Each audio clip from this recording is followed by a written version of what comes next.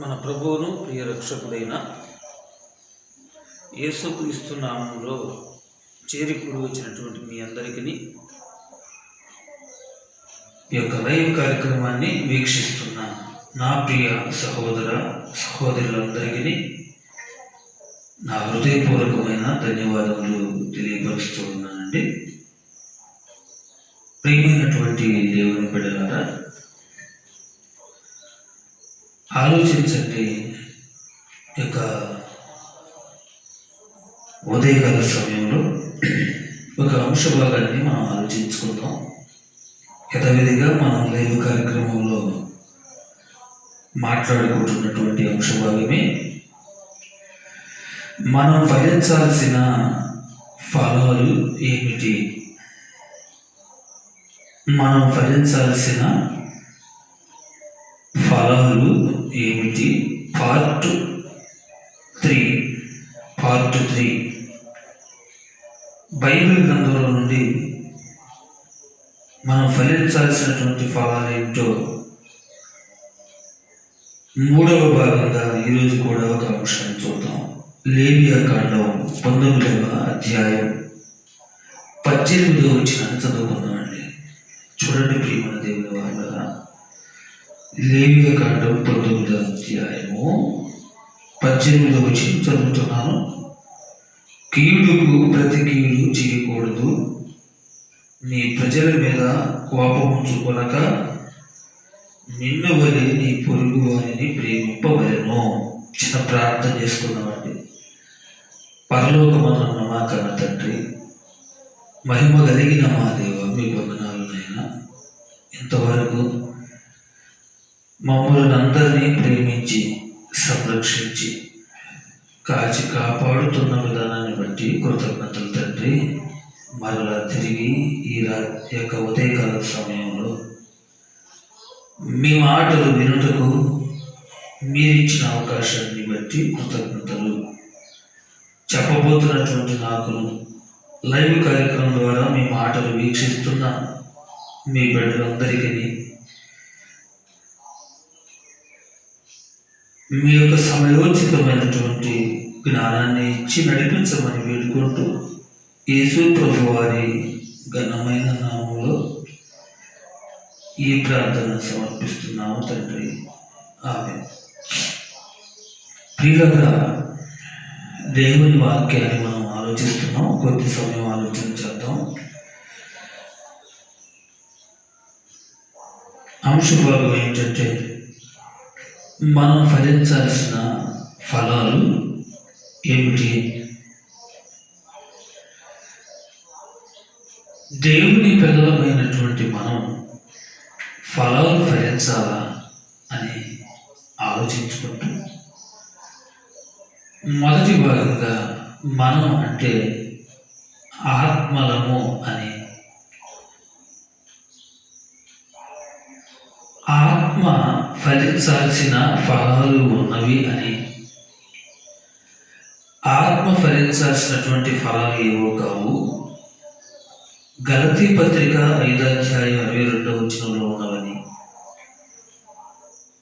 వాటిలో నుండి మనం ఫలించాల్సినటువంటి ఫలం మొట్టమొదటిది ప్రేమ అని. ఈ ప్రేమ అనే ఫలాన్ని గురించి రెండవ భాగంగా మనం ఆలోచించాం. మనం దేవుణ్ణి ప్రేమించాలి అని. ప్రేమ అనే ఫలాన్ని క్రైస్తవులు ఫలించాలి అన్నా, దేవుని పిల్లలైనటువంటి మనమంతా ఫలించాలి అన్నా, ఎప్పుడు ప్రేమ అనే ఫలాన్ని ఫలించినట్లు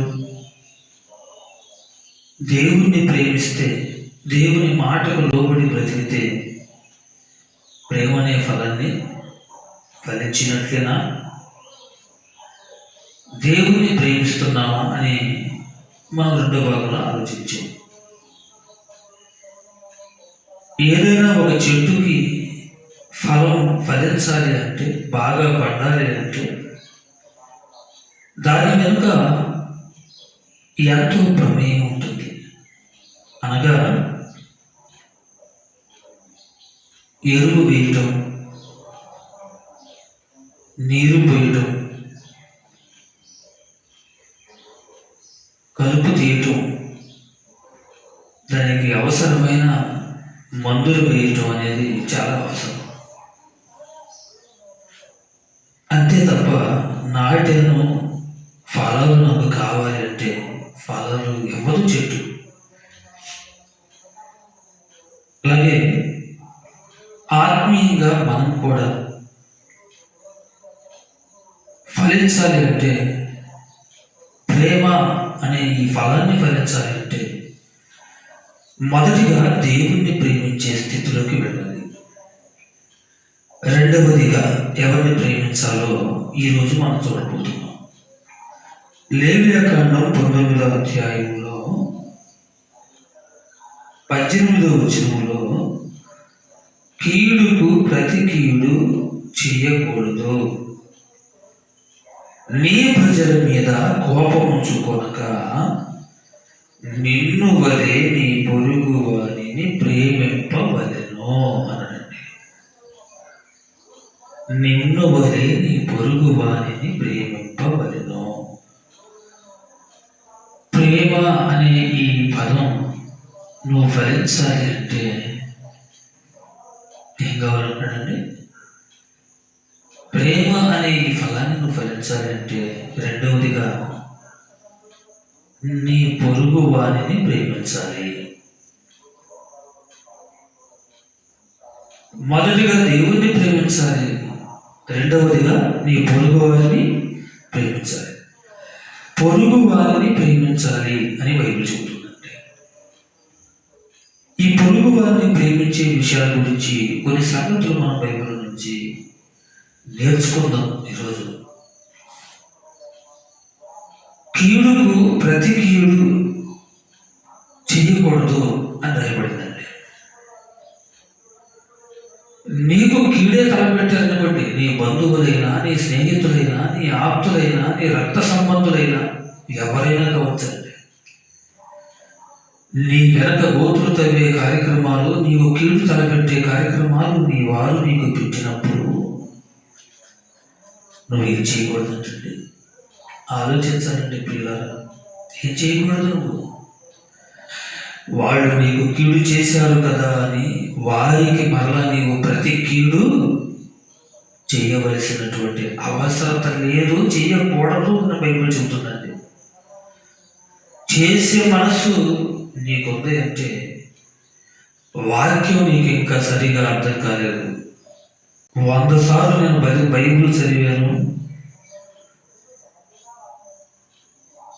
బైబిల్ విషయంలో నాకు చాలా విషయాలు తెలుసు అనుకున్నంత మాత్రాన నీతిమంతులుగా తీర్చబడలేరు. దేవుని దృష్టిలో పరలోకానికి కూడా చేరలేరు. దేవుడు ఫలించమన్న ఫలాలు ఫలిస్తేనే తప్పనిసరిగా పరలోకానికి చేరగలం. ఇలా గమనించాలి. కీడులకు ప్రతి కీడు ఎవరికి చేయొద్దు. కాబట్టి నీ ప్రజల మీద కోపం ఉంచుకొనక, ఎవరి మీద నువ్వు కోపం ఉంచుకొనక ఏం సాధిస్తావు? కోపం ఉంచుకొని ఏం సాధించగలవు? నువ్వు కోపం ఉంచుకొని కీడు తప్ప. మనసులో కోపం ఉంచుకున్న కయ్యను పరిస్థితి ఏమైంది? మనసులో కోపమును పెంచుకున్న కయ్యను తన తమ్ముడైన హేబేలు మీద పడి చంపేసింది కదండి. ఆది కాండంలో కోపం ఉంచుకొనుట వలన ప్రాణాలు తీసాడే తప్ప ఫలితాన్ని అనుభవించలేకపోయాడు. గమనించాలండి. ఏం సాధించగలవు? కోపాన్ని ఉంచుకొని. అందుకే నీ ప్రజల మీద కోపం ఉంచుకొనక నిన్ను వలె నీ పొరుగు వారిని ప్రేమింపవలెను. ఎలా ప్రేమించాలంటే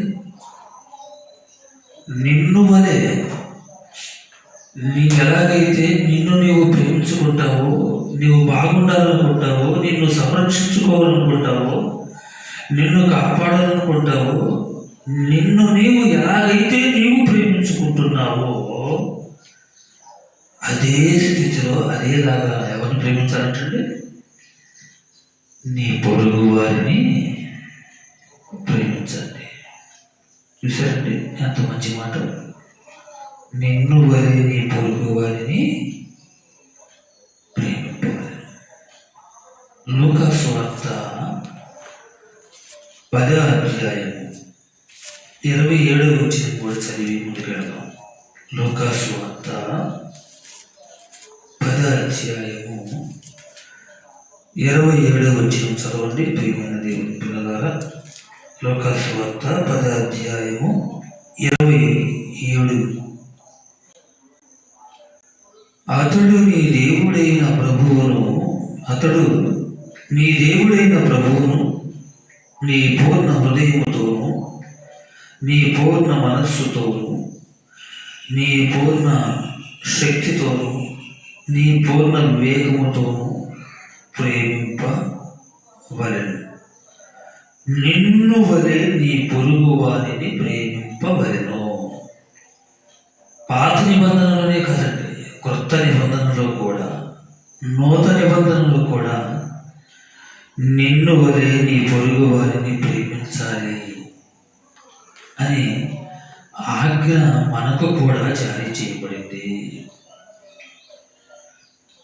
ఆజ్ఞ అతిక్రమమే పాపమని బైబిల్ చెబుతున్నప్పుడు, నీ పొరుగు వారిని ప్రేమించమని బైబిల్ చెబుతున్నప్పుడు, నీ పొరుగు వారి మీద ప్రేమ కాకుండా ద్వేషం, కక్ష, ఈర్ష్యతో బ్రతుకుతున్నావా? దేవుని ఆజ్ఞ ఏమైపోవాలండి? ఆలోచించండి. నీ ఇగో కోసం, నీ ఇమేజ్ కోసం, నీ స్టేటస్ల కోసం, నీ పొరుగుల కోసం పొరుగు వారిని ద్వేషిస్తావా? పొరుగు వారిని దూషిస్తావా? పొరుగు వారి మీద నిందలు వేస్తావా? పొరుగు వారిని అవమానపరుస్తావా? పొరుగు వారిని ఇబ్బంది పెడతావా? నీ ఇమేజ్ కోసం. మరి దేవుని వాక్యం కోసం ఏం తగ్గుతున్నావు? దేవుని వాక్యం కోసం. వాక్యం అర్థమైతే పొరుగు వారిని ఎవరిని ఇబ్బంది పెట్టవండి. వాక్యం సరిగా నీకు అర్థమైతే, వాక్యపు కోణంలో నిజంగా నీ బ్రతుకును నువ్వు కొనసాగించుకుంటే, నిజంగా వాక్యానికి నువ్వు లోబడేవాడివైతే, లోబడేదానివైతే, పొరుగు వారిని ఎవరిని ఇబ్బంది పెట్టవండి. చేతనైతే నీ పొరుగు వారికి నీ సహాయం చేయి. చెయ్యకపోతే మానుకో. ఇబ్బంది పెట్టాలని మాత్రం అనుకోకు. కీడుకు ప్రతి కీడు చేయాలని మాత్రం అనుకోకు. వారి మీద కోపం పెంచుకోవాలని మాత్రం అనుకోకు. అలా అనుకుంటున్నావు అంటే నువ్వు వాక్యాన్ని నిరాకరిస్తున్నావు, ఆజ్ఞను అతిక్రమిస్తున్నావని మర్చిపోకు. తీరాగా కాబట్టి పొరుగు వారిని ప్రేమించండి. ఈరోజు చాలామంది పొరుగు వారిని ప్రేమించలేదు సరికదా, కోడి మీదో, కుక్క మీదో, గేదె మీదో ఒక్కబెట్టి దూషిస్తుంటారండి. కోడి మీదో, కుక్క మీదో, ఏదో దాని మీద ఒక్కబెట్టి దూషిస్తున్నారు ఎదుటివారిని. చాలా తప్పు గురించి చాలా తప్పండి అది. ఆలోచించండి. ఎవరిని నిందించకండి, ఎవరిని ఇబ్బంది పెట్టకండి. తొందరపడి ఎవరిని ఏమీ అనకండి. తొందరపాటు నిర్ణయాలు తీసుకున్న వారు బైబిల్ గ్రంథంలో పతనం అయిపోయిన వారు ఉన్నారు. తొందరపాటు నిర్ణయాలతో దేవునికి దూరం అయిపోయిన వారు కూడా చాలా ఉన్నారు. అందరి నుంచి వ్రాయించింది చదువుకొని విడిచిపెట్టడానికి కాదు, నీ బ్రతుకు దిద్దుకోవడానికి, నీ బ్రతుకు మార్చుకోవడానికి. ప్రియమైన దేవుని వల్ల ఆలోచించుకుందాం. మనం అంతా మన స్థితిగతులు ఎలా ఉన్నాయో చూడండి. మరొక చూద్దామండి. సామెతల గ్రంథం 3వ అధ్యాయం, సామెతల గ్రంథం 3వ అధ్యాయం 29 వచ్చినండి. సామెతల గ్రంథం 3వ అధ్యాయం 29 వచ్చింది చూడండి. నీ పొరుగువాడు నీ యొద్ద నిర్భయముగా నివసించున్నప్పుడు వారికి అపకారం కల్పింపవద్దు అన్నట్టు. నీ పొరుగువాడు నీ యొద్ద నిర్భయముగా నివసించున్నప్పుడు ఏం కల్పించొద్దు? వానికి అపకారము కల్పించవద్దు. నిర్భయంగా బ్రతకాలనుకుంటున్నాడా? నీతో కలిసిమెలిసి ఉండాలనుకుంటున్నాడా? నీతో హ్యాపీగా గడుపుతున్నాడా? అలా నిర్భయంగా బ్రతికే వారిని ఏం చేయొద్దు. దేవుడు అంటే ఎంత మంచివాడో ఆలోచించాలి. ఎంత మంచివాడండి. నీ పొరుగువాడు నీ యొద్ద నిర్భయంగా నివసించున్నప్పుడు వానికి అపకారం కల్పించవద్దు. నిర్భయంగా బ్రతుకుతున్నాడు కదా, ఏ భయం లేకుండా హ్యాపీగా అలాగే ఉండనివ్వండి, అలా బ్రతకనివ్వండి. ఎందుకు అపకారం కల్పించాలని ఆలోచిస్తున్న వారికి? అపకారం వారికి తలపెట్టవద్దు. ఎవరికి మీరు అపకారం తలపెట్టవద్దు. ఎవరికి కీడు చేయవద్దు. ఎవరి మీద కోపం ఉంచుకునవద్దు. ఎవరికి అపకారం తలపెట్టవద్దు. అది కూడా నీ పొరుగు వారికి అనే విషయం మనం చూసేవాడి.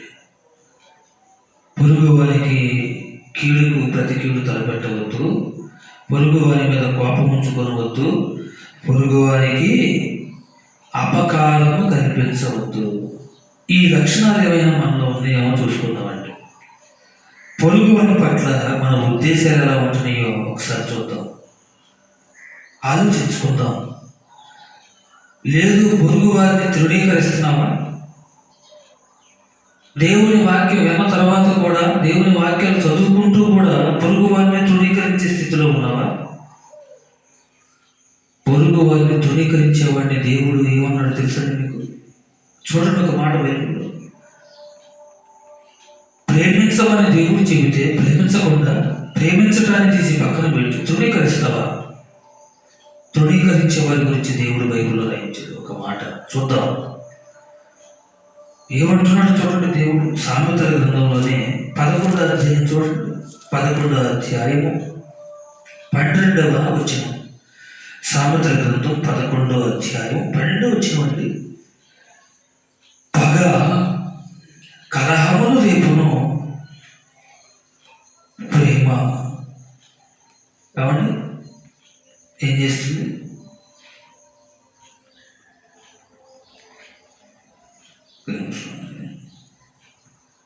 సారీ అండి ప్రియులారా, నేను 10వ అధ్యాయం చదువుతున్నాను. సామెతల గ్రంథం 11వ అధ్యాయము 12వ వచనం అండి. 12వ వచనం. తన పొరుగు వారిని తృణీకరించువాడు బుద్ధి లేనివాడు అంటాడు. తన పొరుగు వారిని తృణీకరించేవాడిని దేవుడు ఏమన్నాడండి? వాడు బుద్ధి లేనివాడు. బుద్ధి లేనివాడే పొరుగు వారిని ఏం చేస్తాడు? తృణీకరిస్తాడు. ప్రియమైన దేవుని పిల్లలారా, పొరుగు వారిని తృణీకరిస్తే బుద్ధి లేనివాడని దేవుడు అంటున్నాడండి. మరొక మాట చూడండి, అదే సామెతల గ్రంథంలోని 14వ అధ్యాయం 21వ వచనం చదవండి. 21. సామెతల గ్రంథం 14:21. తన పొరుగు వారిని తిరస్కరించువాడు పాపము చేయవాడు. పొరుగు వారిని తిరస్కరించేవాడు పాపం చేస్తున్నాడు. ఏంటంటే పొరుగు వారిని తిరస్కరిస్తే పాపం చేసినట్ల? పాపం అది. నేను మందు తాగటం లేదండి, నేను వ్యభిచారం చేయటం లేదండి, నేను దొంగతనం చేయటం లేదండి, నేను సరసాలాడటం లేదండి, నేను బూతులు మాట్లాడటం లేదండి, అన్నీ మానేశానండి, నేను కోపపడటం లేదండి, ఇవేమి చేయొద్దన్నాడు కదండి దేవుడు, నేను చేయడం లేదండి అంటూ ఒకవేళ స్థితిలో ఉంటే నీ ధర్మశాస్త్రం చదివాం కదండి. ఇప్పుడు 21వ వచనం ఏంటట, పొరుగు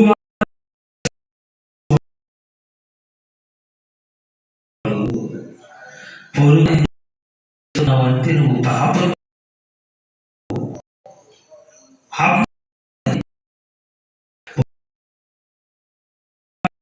అంటే పాపమే.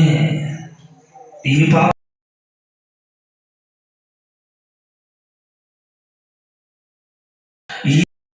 ఎంతమంది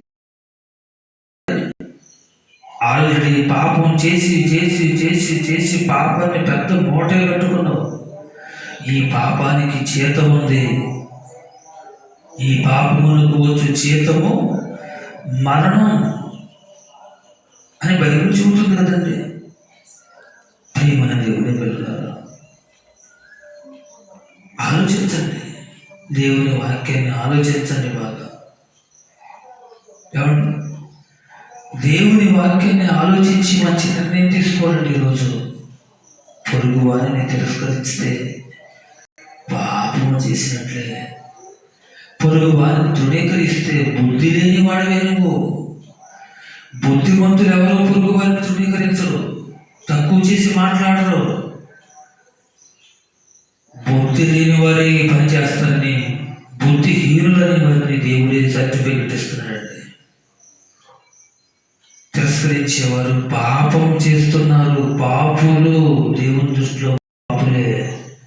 నువ్వెంత పాటలు పాడినా, నువ్వెంత ప్రార్థన చేసినా, నువ్వెంత వాక్యం తెలిసిన వాడివైనా, వాక్యం చదివేవాడివైనా, వాక్యం పాటించకపోతే దేవునికి ఉపయోగం ఏంటి చెప్పండి? వాక్య ప్రకారం బ్రతకకపోతే నువ్వైనా నేనైనా ఎవరైనా ఒకటేనండి దేవునికి. నీకొక న్యాయం, నాకొక న్యాయం, చిన్నలకు ఒక న్యాయం, పెద్దలకు ఒక న్యాయం, సీనియర్స్కి ఒక న్యాయం, జూనియర్స్కి ఒక న్యాయం, పాస్టర్లకు ఒక న్యాయం, సహోదరులకు ఒక న్యాయం. ఏమంటే ఏమీ ఉండదండి. అందరికీ సమానంగా న్యాయం తీర్చేవాడు ఆయన. పక్షపాతం లేనివాడు మన దేవుడు. గమనించాలి ప్రియులారా. కాబట్టి వాక్యానికి వ్యతిరేకంగా ఎవరు కూడా ఆలోచించవద్దు. వాక్యాన్ని బట్టి మనం సరిదిద్దబట్టాలి. పొరుగు వారి విషయంలో మనం ఎలా ఉంటున్నాం, పొరుగు వారిని ప్రేమించే విషయంలో మన స్థితిగతులు ఎలా ఉంటున్నాయి, పొరుగు వారి విషయంలో మన ఉద్దేశాలు ఎలా ఉన్నాయి ఇప్పటి వరకు. పొరుగు వారికి కీడు చేయాలనుకుంటున్నావా? పొరుగు వారి మీద కోపం ఉంచుకుంటున్నావా? పొరుగు వారికి అపకారం తలపెడుతున్నావా? ఆలోచించుకో ప్రియ నేస్తమా, ప్రియ సహోదరుడా. నీ పొరుగు వారి విషయంలో నువ్వు చాలా కేర్ తీసుకోవాలి, చాలా జాగ్రత్తగా నడుచుకోవాలని బైబిల్ చెబుతుంది. దేవుడు చెప్పిన తరువాత కూడా, దేవుని వాక్యం విన్న తర్వాత కూడా పొరుగు వారిని నువ్వు తృణీకరిస్తున్నావు అంటే నువ్వు బుద్ధి లేనివాడు అని కూడా దేవుడు మాట్లాడుతున్నాడు. పొరుగు వారిని తిరస్కరించి మాట్లాడుతున్నావు అంటే నువ్వు పాపం చేస్తున్నావు అని బైబిల్ చెబుతుందండి.